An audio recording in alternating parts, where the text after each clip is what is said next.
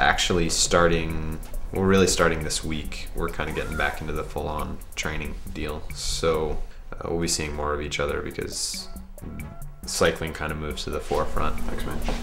With Christian and I living together and then, you know, training a lot together, that's a lot of time together. You're eating, sleeping, drinking, and every time you're sitting around thinking cycling. Yeah, you gotta do something, you know? Cycling doesn't really make you smart. I think it definitely makes it harder as you get older.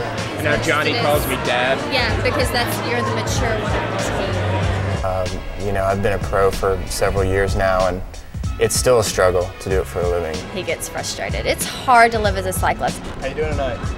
Well, the main thing that I do now is valet, park cars. As far as part-time jobs go, I think it's great. I mean, you have potential to make a lot of money in one night. Thanks, appreciate that. There's that pressure when they get off, you know, from racing that they have to go and get a job. In the middle of that job, they actually have to race. To have a relationship with somebody who travels a lot and is on the road a lot is difficult. I miss him. Yeah, I do.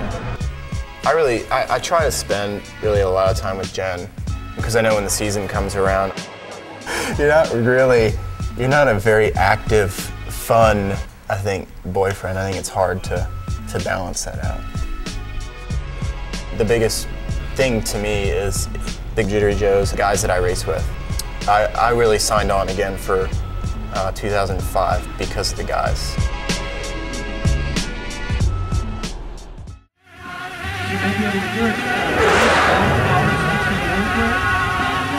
It's gonna be hard today.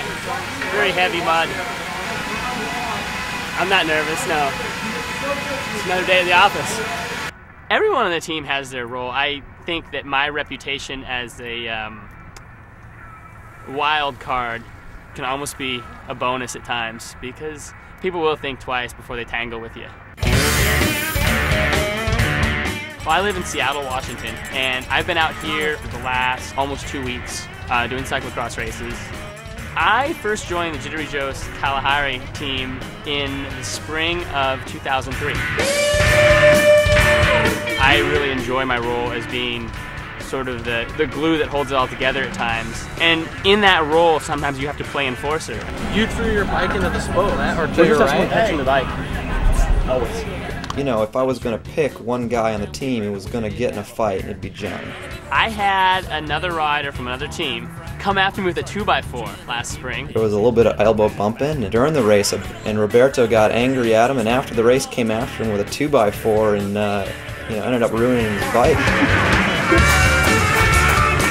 And Johnny hadn't really do anything wrong. There's always a little bit of bumping and elbowing in races. That was the most insane thing that I've ever seen. Roberto ended up getting kicked out of the sport for 6 months because of it. That Johnny's son, he's a sly SOB.